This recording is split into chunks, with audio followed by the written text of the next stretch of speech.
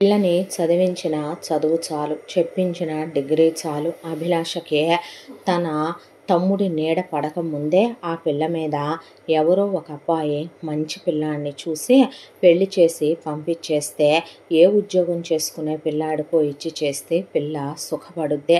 కాస్త మంచి అత్తారింటికి పంపిస్తే చాలు, తన బ్రతుకులాగా తన కూతురు బ్రతుకు కాకూడదు అని వెళ్ళి గుళ్ళో పంతులు గారు ఉంటే ఆయన కాస్త సంబంధాలు చూస్తాడు. ఆయనకి పంతులు గారు కాస్త మంచి పిల్లాడు, నా మొగుళ్ళలాగా వ్యసనాలకి బానిసైన నీచుడు, నా తండ్రిలాగా నా తమ్ముళ్ళలాగా నీచాతి నీచుడు కానటువంటి ఓ మంచి పిల్లాడు ఉంటే చూడరా, మా పిల్లనిచ్చి పెళ్లి చేసి పంపించేద్దాము అంటే, అలాగే తల్లి, కాస్త మీరు 10 మందికి తెలియకుండా చూసి పుణ్యం కట్టుకోండి అని చెప్పింది చంద్రకళ. అలాగేనమ్మా అన్నాడు ఆయన.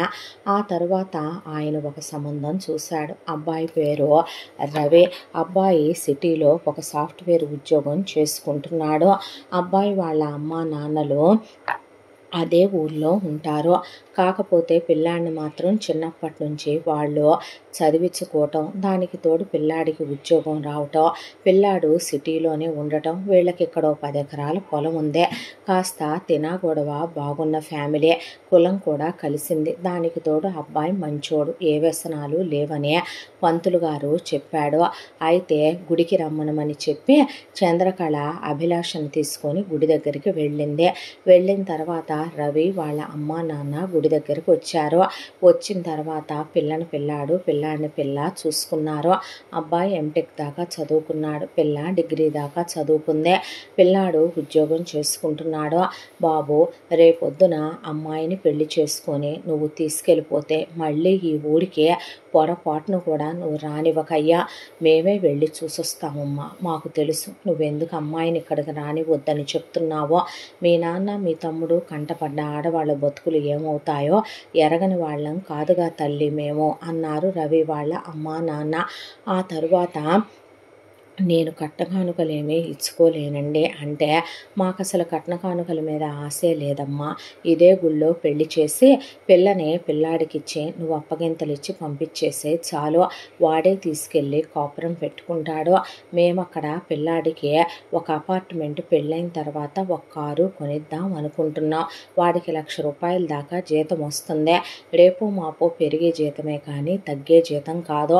ఆన్ సైట్ వెళ్ళే అవకాశం కూడా వస్తుందని అంటున్నారు. ఒకవేళ వస్తే గనక విదేశాలకి వెళ్ళిపోతారు వాళ్ళు సుఖంగా సంతోషంగా ఉండటమేగా అమ్మ మనకు కావలసింది అనేసరికి చంద్రకళ కళ్ళల్లో నీళ్లు తిరిగినాయి. ఈలోపు రవి అభిలాష ఒకళ్ళతో ఒకళ్ళు మాట్లాడుకొని ఒకళ్ళతో ఒకళ్ళకి అభిప్రాయాలు కూడా కలిశాయని ఇక చెప్పుకొచ్చేసరికి ఒకళ్ళకొకళ్ళు నచ్చారని చంద్రకళ ఆనందపడింది. ఆ తర్వాత జాగ్రత్త అయ్యా అని చెప్తే, అలాగేనా అంటే, జాగ్రత్తగా చూసుకో బాబు, దానికి అమ్మవైనా నాన్నవైనా ఇక అన్నీ నువ్వే, దానికి ఏం కావాలన్నా మీ అమ్మ నాన్నలు నువ్వు చూసుకోవలసిందే, నేను ఉన్నా లేనట్టేననుకోమంటే ఏం మాటలు ఆంటీ అవే అన్న తర్వాత, జాగ్రత్త బాబు, ఇక పెళ్లి చేసి పంపించేస్తానయ్యా అని చెప్పి అక్కడికక్కడే పంతులు గారితో ముహూర్తాలు పెట్టించుకుంటే ఆయన ఒక 10 రోజుల్లో నిశ్చితాంబూలాలు మార్చుకోవచ్చని, ఆ తర్వాత పెళ్లి ముహూర్తం నిశ్చితార్థం రోజు పెడతానని చెప్పాడు. ఇంటికి వచ్చిన తర్వాత మాట వరుసకి జయమ్మకి వరదరాజుకి చెప్పాలి, చెప్పకపోతే ఆవిడని బతుకుండంగానే కట్టి తగలేసుద్ది. కాబట్టి అమ్మ పిల్లకి పెళ్లి చేద్దాం అనుకుంటున్నాను అంటే, నీ కూతురు నీ ఇష్టం, నాకు చెప్పాల్సిన అవసరమే ఉంది, అదేమైనా నాకు పుట్టిందా, నేను గన్నానా, అయినా ఆడదరిద్రాలు పుట్టటమే పెద్ద శని ఈ కొంపకే, నువ్వు పుట్టావో పాడు దరిద్రానివి, మళ్ళీ నీకు ఇంకో దరిద్రం పుట్టిందే, దానికి పెళ్ళని మళ్ళీ నాకు చెప్పాలా, ముష్టి ఎంత కావాలో చెప్పు పడేస్తాను అంది జయమ్మ. అనేసరికి వాళ్ళేమీ కట్న కానుకలు వద్దన్నారమ్మా, మరీ మంచిది, మాకు ఇంకో దరిద్రం వదిలిపోయిందే, నీ కూతురు పెళ్ళి నీ ఇష్టం వచ్చిన వాడితో చేసుకొని పంపించుకో, ఇంకా మాకు చెప్పాల్సిన అవసరం ఏంటి అన్నాడు వరదరాజు.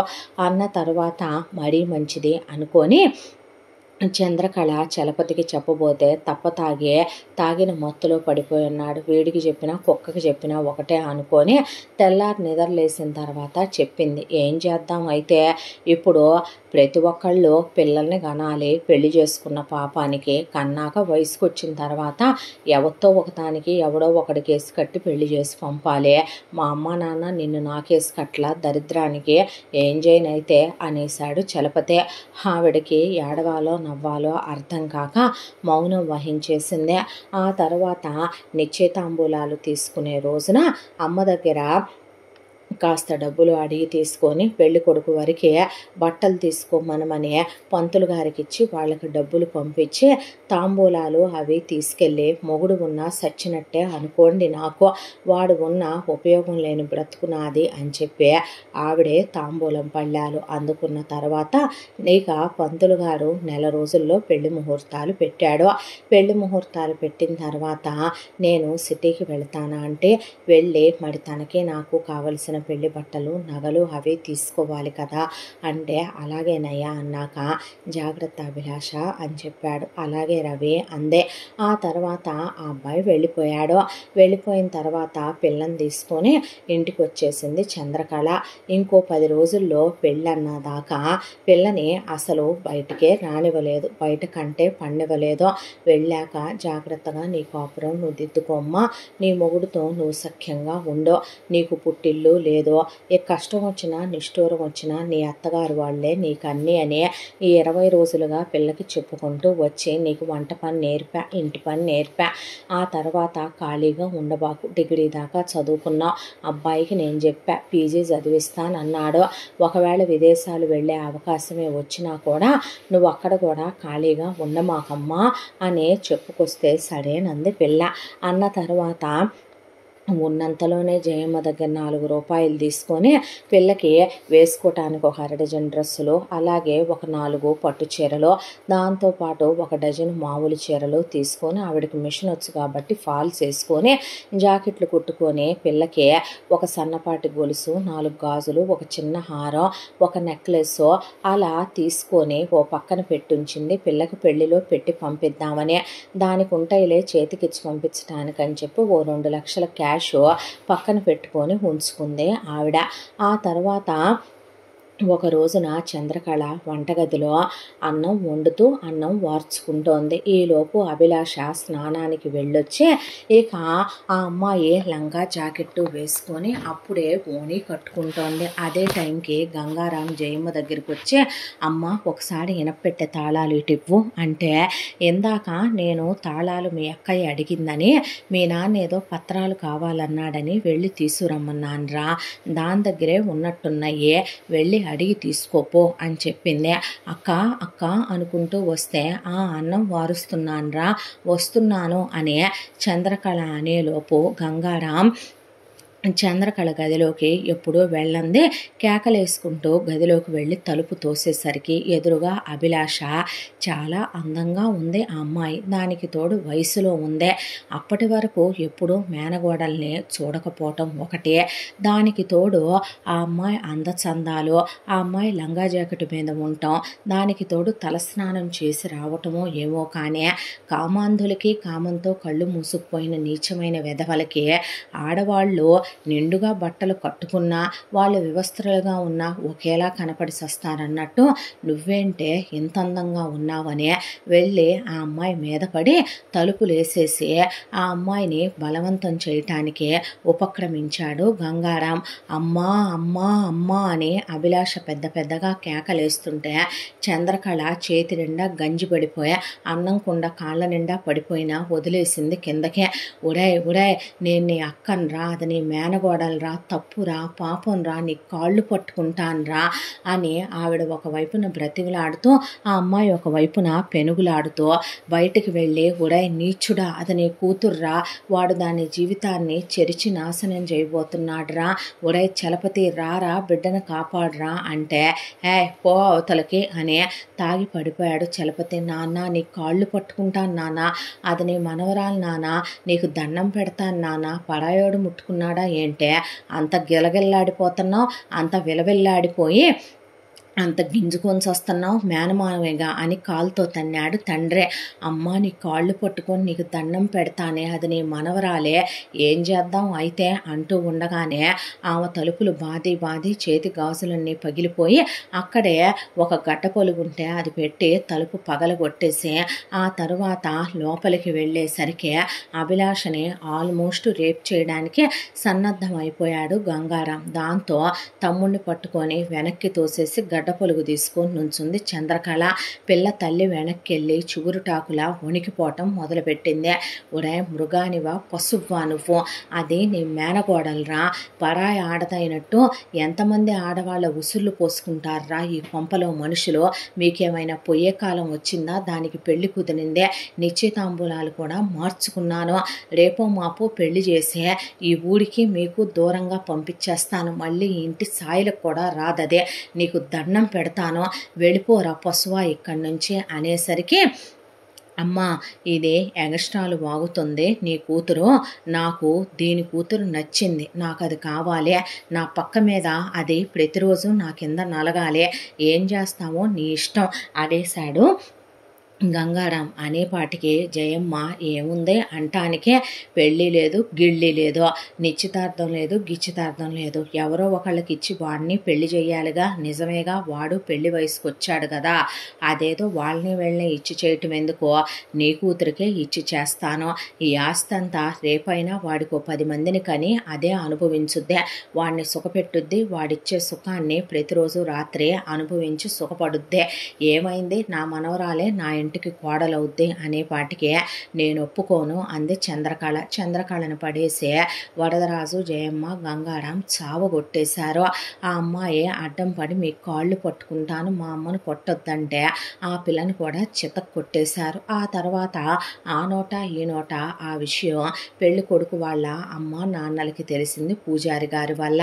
ఆ తర్వాత వాళ్ళు పిల్లాడికి చెప్పేపాటికి అసలే ఈ కాలంలో మగపిల్లలు, పైగా చదువుకున్న పిల్లాడేమో ఇక ఉరుకులు పరుగుల మీద పరిగెత్తుకుంటూ వచ్చాడు.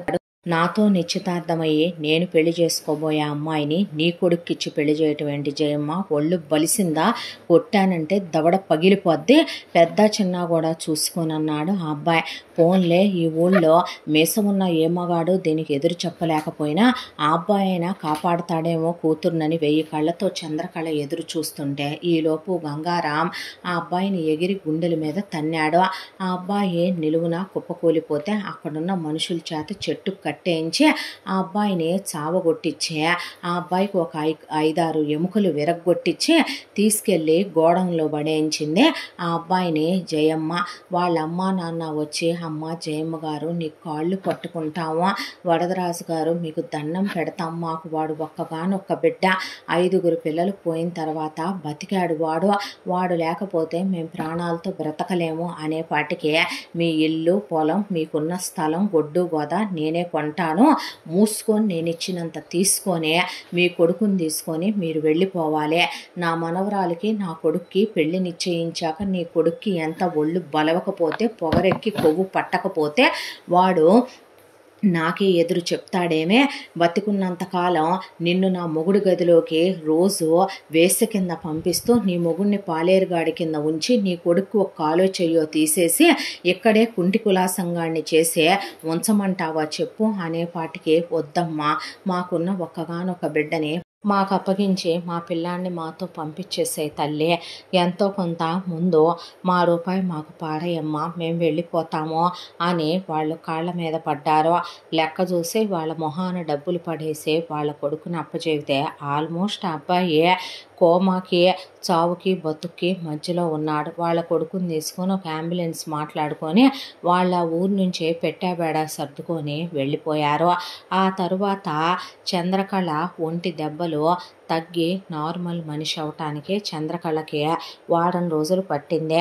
ఆ తర్వాత బలవంతంగా నిశ్చితార్థం జరిపించింది జయమ్మ కొడుక్కి అభిలాషకి. ఆ తర్వాత ఆ అమ్మాయి మీద పడి ఆ అమ్మాయి మీద మృగంలా కోరిక తీర్చుకోవాలనుకుంది. అనుకుంటే నేను చచ్చిపోతాను, వేషాలు వేస్తే నేను అస్సలు ఊరుకోను, ఇలాంటి పనులు చేస్తే అమ్మమ్మ గుర్తుపెట్టుకో అని ఆ అమ్మాయి అడ్డం తిరిగిపోయేపాటికి అది ఎక్కడికి పోద్దురా, పెళ్ళైన తర్వాత పగలు రాత్రి తేడా లేకుండా నీకు నచ్చినన్ని సార్లు కుక్కలాగా అనుభవించో, ఉంటే ఉంది పోతే పోయిందే, ఉందా నీ పిల్లలకి తల్లిగా ఉంటుంది, పోయిందా నీ పెళ్ళానిగా గోడకి పటంగా ఏలాడుతూ ఉంటుంది, ఇప్పుడు వచ్చిన నష్టమేమీ లేదు, ఇవి భూమికి భారమైన ఆడై, ఇలాంటివి బతకాల్సిన అవసరం ఏమీ లేదులే అనేసి లోపలికి వెళ్ళిపోయిందే.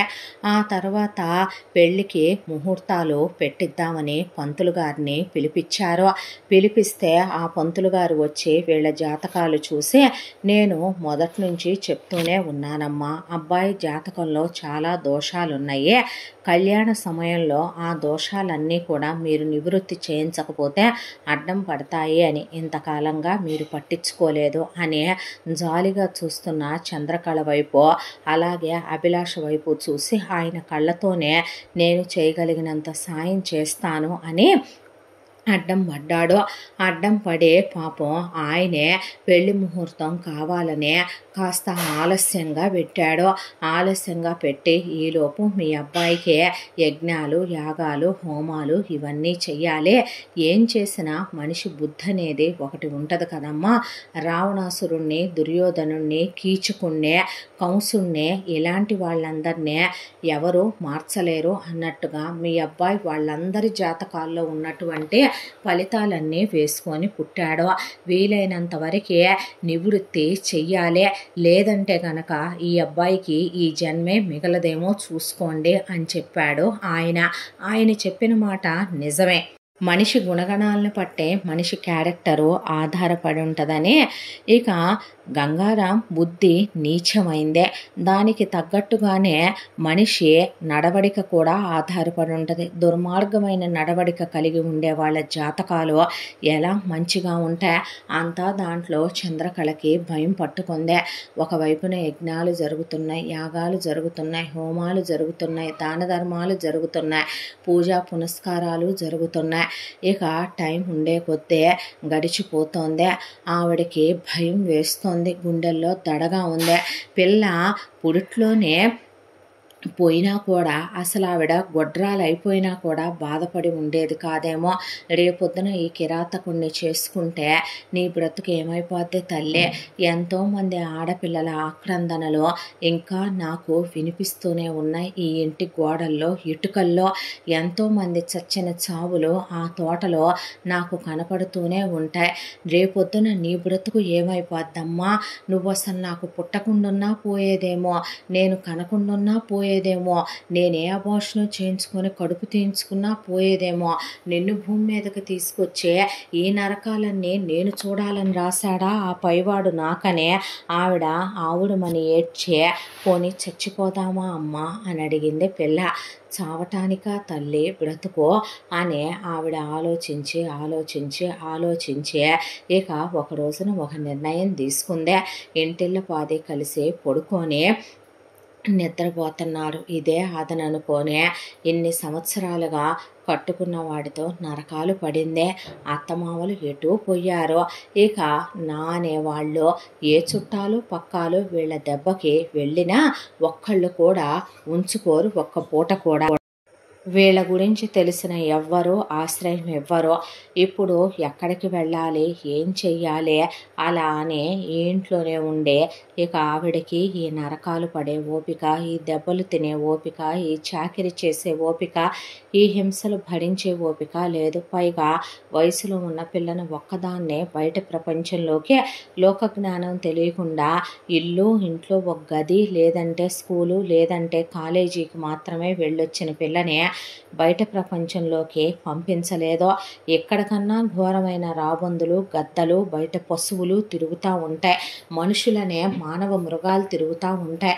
ఏం చెయ్యాలని ఆలోచించి ఒక నిర్ణయం తీసుకొని ఒక రాత్రి వేళ పిల్లని వెంట పెట్టుకొని చీకట్లో కలిసిపోయి పారిపోయింది చంద్రకళ అభిలాషతో. ఆ విషయం ఎంతోసేపు దాగలేదు.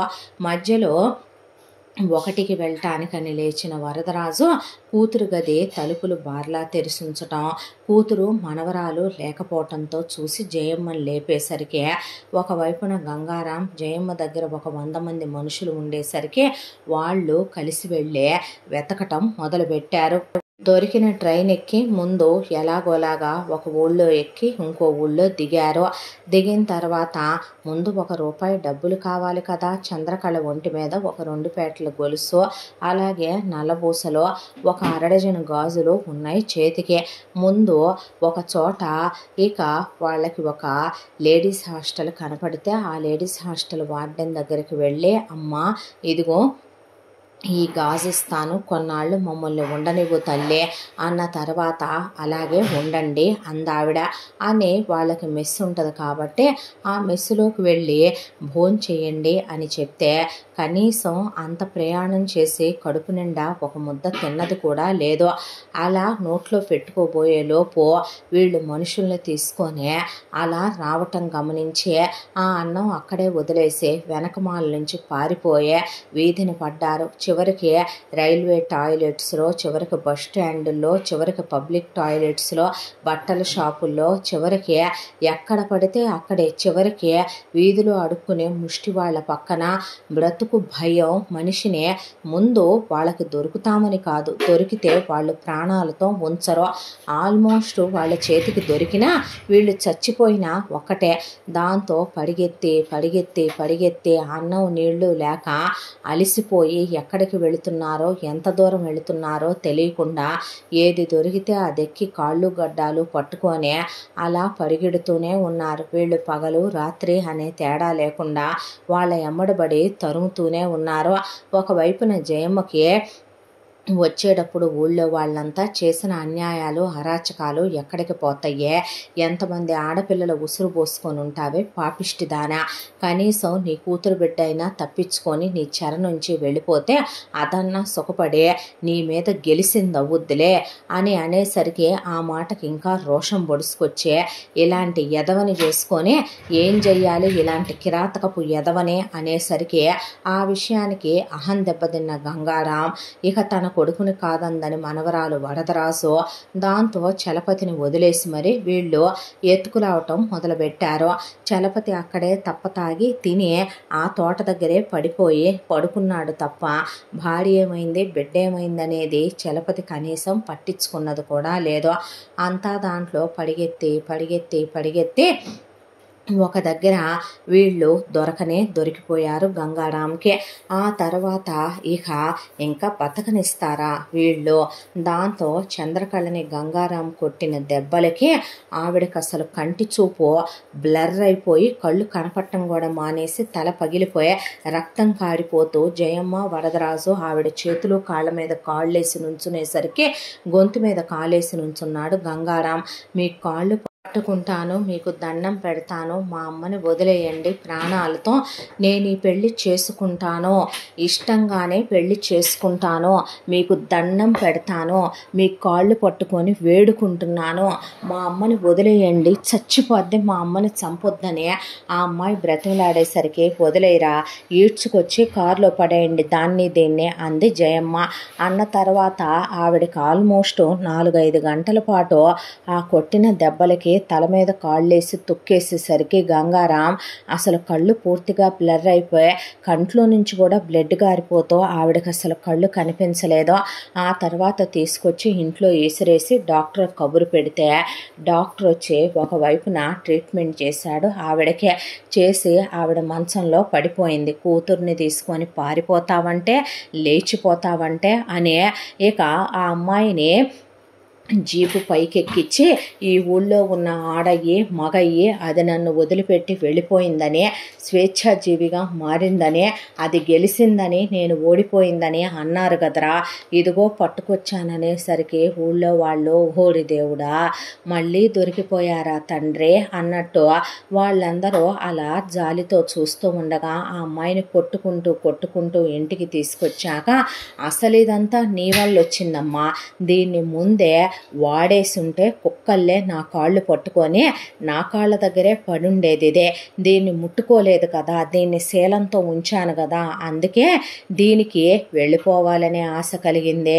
బతికేయాలనే ఆశ కలిగిందే, పారిపోవాలనే ఆశ కలిగిందే, వేరే కొత్త జీవితం మీద కోరికలు రేగినయే దీనికి అని గంగారాం ఆ అమ్మాయి మీద పడి ఆ అమ్మాయిని మానభంగం చేయబోతే జయమ్మ తలుపులు లాగేసి రండే అందే పనివాళ్ళంతా అలా నుంచునేసరికి ఆ అమ్మాయి ఓణీ లాగేశాడు. ఆ పక్కనే ఉన్నటువంటి పరిగెత్తి తండ్రి కాళ్ళు పట్టుకుంటే లాగి కాలుతో తన్నాడు చలపతే. తాత కాళ్ళు పట్టుకుంటే వరదరాజు జుట్టు పట్టుకొని తోసేసి ఆ అమ్మాయిని ఒక కుడిసభలో ద్రౌపదిని ఎలా జుట్టు పట్టుకొని ఈడ్చుకొస్తారో అలా గంగారాం ఈడ్చుకొస్తుంటే లేవలేక చంద్రకళ 4 అడుగులేసి పడిపోయింది. పడిపోయేసరికి ఆ పక్కనే ఉన్న పెట్రోల్ క్యాన్ తీసుకొని ఆ అమ్మాయి మీద పోసేసుకొని, నువ్వు కానీ నన్ను కానీ పెళ్ళి కాకుండా నా మెళ్ళో పుస్త పడకుండా తాకావో, నా జీవితాన్ని నాశనం చెయ్యాలని చూసావో, నేను ఇక్కడికిక్కడే ఇప్పుడికిప్పుడే తగలబెట్టుకొని చచ్చిపోతాను. అప్పుడు నేను నీకు దక్కను, ఈ పెళ్ళి జరగదు అనేపాటికి గంగారాం అలా నిలబడిపోయాడు. ఎక్కడికి వెళ్తావే నువ్వు? పెళ్ళి అయిన తర్వాత నాది ఒక బతుకేనా, నేను ఒక ఆడదాన్నేనా అనేది నువ్వు మర్చిపోతావు చూడవే. నీ బతుకు నా కాళ్ళ కింద అలా నలిగిపోద్ది చూడవే. నేను అనుభవించటం అంటే ఎలా ఉంటుందో తెలుసా? ఒకేసారి 100 దున్నపోతులు వచ్చి ఒక ఆవు మీద పడితే ఎలా ఉంటుందో, 100 మంది మగాళ్ళు నీ గదిలోకి వచ్చి నీ మీద పడి నీ అణువణువునే వాళ్ళు నలగ తీస్తుంటే ఎలా ఉంటుందో అలా ఉంటదే. చూద్దు గాని నువ్వు అన్నాక అదెక్కడికి వెళ్ళొద్దు, నువ్వు వెళ్ళరా అనేసరికి 10 మంది వేశ్యల్ని పిలిపించుకొని పై గదిలోకి వెళ్ళిపోయాడు గంగారాం. వరదరాజు 4 అమ్మాయిల్ని లాక్కొని గదిలోకి వెళ్ళిపోయాడు.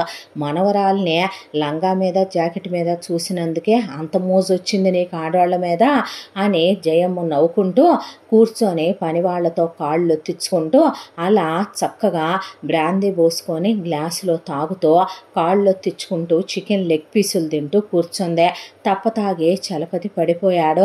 చంద్రకళ లేవలేక పడిపోతే ఆ పిల్ల వెళ్ళి బావి దగ్గర 4 బకెట్లు నీళ్లు పోసుకొని ముందు గదిలో తలుపులు కిటికీలేసి బట్టలు మార్చుకొని తల్లిని లేపి మంచం మీద పడుకోబెట్టి వెక్కిళ్ళు పెట్టి ఏడ్చి, ఏంటమ్మా మన బతుకో, ఎందుకమ్మా ఇలాంటి బ్రతుకో, సస్తే పోదా చెప్పు అనేసరికి ఆవిడ, నా కడుపున పుట్టటమే నువ్వు చేసుకున్న నరకం తల్లే, నేను ఈ కొంపలో పుట్టటమే నేను చేసుకున్న పెద్ద పాపం అమ్మా, నేను నీ ఎమ్మట రావటమే పెద్ద తప్పు అయిపోయిందే, పెద్ద పాపం అయిపోయిందే, నా గురించే నువ్వు దొరికిపోయావు, నా కోసం బ్రెడ్ ప్యాకెట్ తీసుకురావటానికని వెళ్ళే, లేదంటే గనక ఎక్కడో చోటకి వెళ్ళి నువ్వు చదువుకున్న డిగ్రీకి ఏ 4-5 వేలు ఉద్యోగం చేసుకుంటూ నాయన 4 పిల్లలకి ట్యూషన్ చెప్పుకుంటా మిషన్ కుట్టుకుంటానైనా నువ్వు బతికేసి ఉండేదానివే. నేనే నీ ముందర కాళ్ళకి బంధం అయిపోయానమ్మా, నీతో పాటు పరిగెత్తలేకేగా నేను వీళ్ళకి దొరికిపోయాను, నన్ను కొడుతున్నారనేగా నువ్వు పరిగెత్తిన దానివి కూడా వెనక్కి తిరిగి వచ్చావు నా కోసం. నువ్వు నా కన్న తల్లివమ్మా, నిన్ను అలా నేను రాబందులకి గద్దలకి ఎరగా వేసినట్టు ఎలా వేసి నా స్వలాభం నన్ను చూసుకోమంటావమ్మా అన్న తర్వాత ఇంకా ఎన్నో రోజులు లేదమ్మా, కాలం ఒకవైపున ముంచుకొచ్చేస్తోందే. వాడు నిన్ను కబళించటానికే సిద్ధంగా ఉన్నాడు బ్రహ్మరాక్షసుల్లాగా. ఈ ఇంట్లో ఈ ఊళ్ళోనే మన గోడు పట్టించుకునేవాడు ఎవడూ లేడు.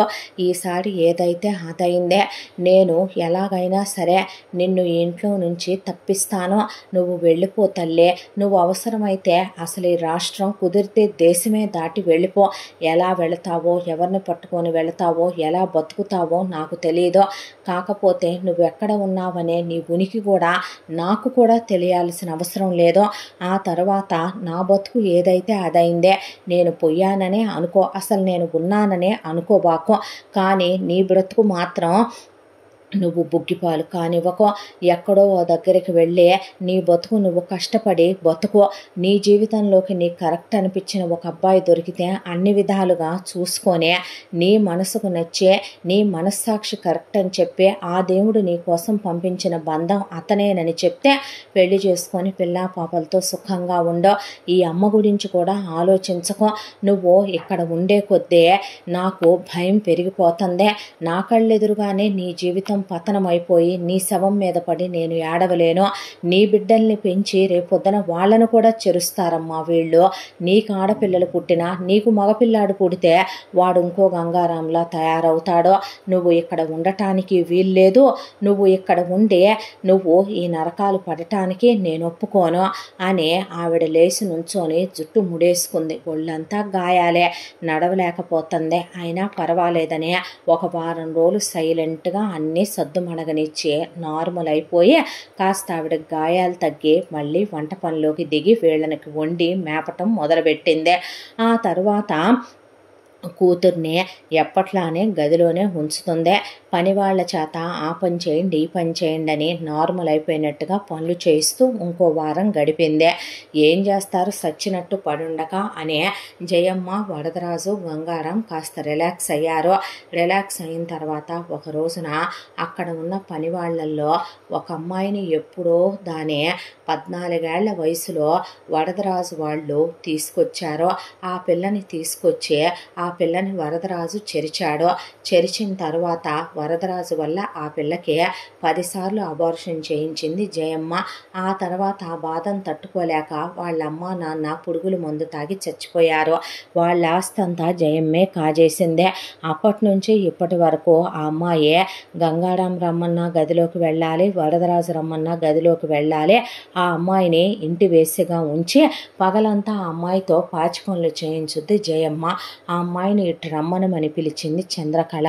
చెప్పండమ్మా అన్న తర్వాత చంద్రకళ మెళ్ళో ఉన్న తాళి గొలుసు, చేతికున్న గాజులు తీసేసి ఆ అమ్మాయి చేతిలో పెట్టి, ఇవి తీసుకెళ్ళి మన ఊళ్ళో ఫలానా వైద్యుడుంటాడు కదా అతనికిచ్చే నల్ల మందు లాంటి మత్తు మందు, బాగా మత్తెక్కేది ఏదైనా ఉంటే అదే వాసన ఉండకూడదు, అదే రుచి తెలియకూడదు, అలా ఉండేది ఇమ్మనమన్నానని ఇప్పించుకోనరా 3వ కంటికి తెలియకుండా అని చెప్పిందే. తెల్లవారుజామున 2 గంటలకు వెళ్ళిన ఆ అమ్మాయి ఆచారిగాడి తలుపు కొడితే ఆచారిగాడికి కూడా ఈ విషయాలన్నీ తెలుసు. వీళ్ళ వల్ల ఆస్తి నష్టపోయిన వాళ్ళల్లో ఆయన కూడా ఒకడు. వేరే ఊరు వెళ్ళి బ్రతకటం చేత కాదు, ఆ ఊళ్ళోనే వైద్యం చేసుకుంటూ బ్రతుకుతున్న ఆయన ఇలా చంద్రకళమ్మ గారు ఈ నగలు మీకు ఇచ్చి ఇలా మందు తెమ్మన్నారు బాబు అని చెప్పేసరికి ఒక పెద్ద ఉండ తీసుకొచ్చి ఓ డబ్బాలో పెట్టి ఆ అమ్మాయి చేతికి ఇచ్చాడు. ఇదే వాసన ఉండదు, రుచి తెలియదు, భయంకరమైన మత్తు వస్తుంది, చెప్పి ఇవ్వు అమ్మాయికే అని చెప్పి ఇచ్చాడు ఆయన. ఇచ్చిన తర్వాత ఆ పని అమ్మాయి తీసుకొచ్చి దాన్ని చంద్రకళ చేతిలో పెట్టిందే. పెట్టిన తర్వాత ఇదే అదను అనుకున్న చంద్రకళ తెల్లవారి సాయంకాలం అందరూ టీలు తాగుతారు. దాదాపు 100 మంది పనోళ్ళకే, దాంతోపాటు ఇంట్లో ఉండే పాలేర్లు, పనోళ్ళు, ఇక వరదరాజు, జయమ్మ, గంగారాం అందరికీ కలిపి ఒక 200 మందికి టీ పెట్టాలి. అంతమందికి టీ పెట్టి కరెక్ట్గా ఆ మందులో నుంచి సగం మందు ఆ టీలో కలిపేసిందే. కలిపేసి పనమ్మాయిని తీసుకెళ్ళి అందరికీ ఇచ్చిరమ్మంది ఆ టీయే కాబట్టే మొత్తం పనివాళ్ళు తాగారు, ఆ జయమ్మ దగ్గర ఉండే మనుషులు తాగారు, పాలేర్లు తాగారు, పనమ్మాయిలు తాగారు, వరదరాజు, జయమ్మ, గంగారాం కూడా చలపతి కూడా తాగేశారు. తాగిన తర్వాత అందరూ కాసేపటికి మత్తు వచ్చి ఎక్కడ వాళ్ళు అక్కడే తూలుతో విపరీతమైన మత్తులో పడిపోయారు.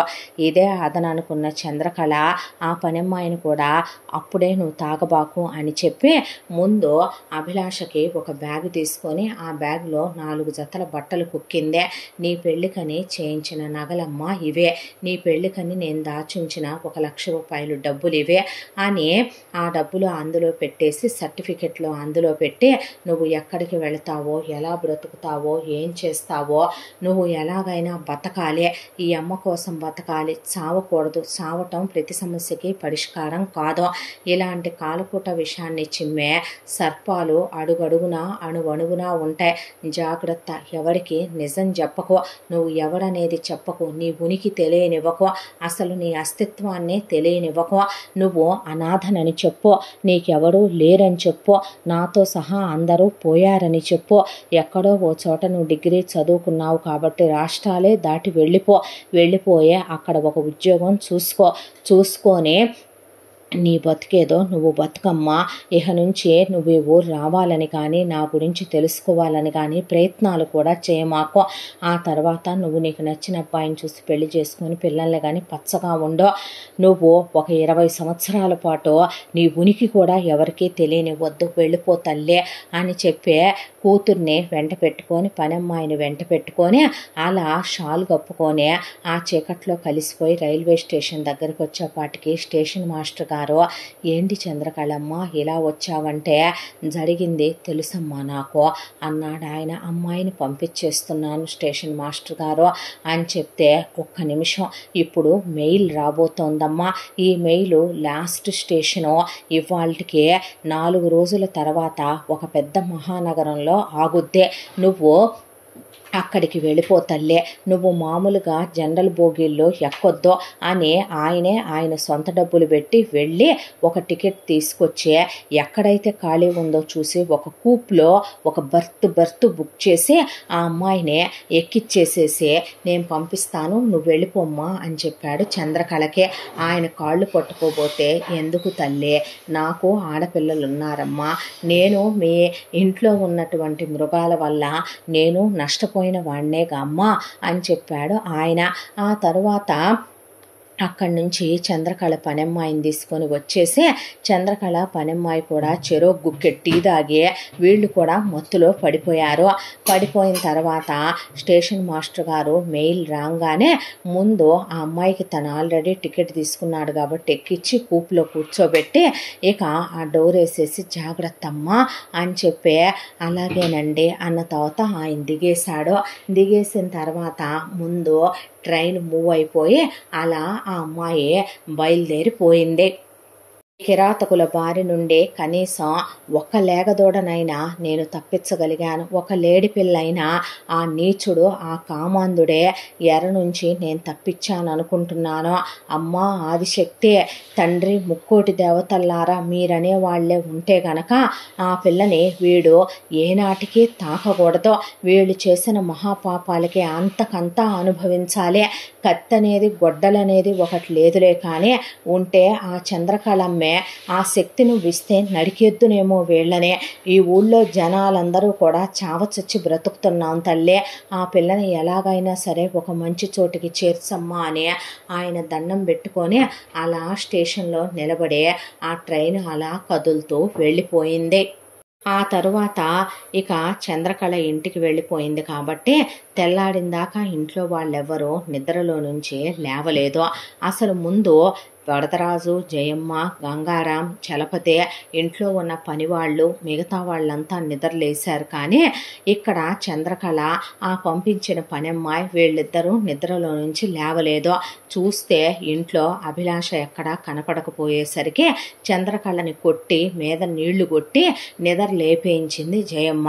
ఎక్కడికి పంపించావే నీ కూతుర్ని, ఎక్కడికి వెళ్ళిందే అని ఆవిడ్ని చావగొట్టేయటం మొదలు పెట్టేపాటికి చాలే ఆపమ్మ, ఈసారికి ఏదైతే అదైంది, నేను గంగారాంని పెళ్లి చేసుకోమని చెప్పాను, అది ఎక్కడికి వెళ్ళిందో, ఎందుకు వెళ్ళిందో, ఎలా వెళ్ళిందో నాకేం తెలుసో, నన్ను పడేసి కొడతావేంటి అని ఆవిడ పరిగెత్తుకుంటూ వెళ్ళే గదిలో తలుపులు వేసేసుకొని తలుపులు గడి పెట్టుకొని తాళం పెట్టుకొని కూర్చుంది. తలుపులు తన్ని కాళ్ళతో, గంగారాం నీ కూతురు నన్ను కాదని వెళ్ళిపోయి బతికి బట్టగట్టుద్ది అనుకుంటున్నావా, దాన్ని నేను ఉండనిస్తాను అనుకుంటున్నావా, దాని బతుకు వేసే కన్నా హీనం చేస్తాను, అది నాకు దొరక్క ఎక్కడికి వెళ్ళొద్దు అనుకుంటున్నావో అనేసరికి జయమ్మ అక్కడ ఉన్న 100 మందిని పిలిచి డబ్బులు పెద్ద పెట్టి తీసుకొచ్చి విసిరేసింది వాళ్ళ మొహాన.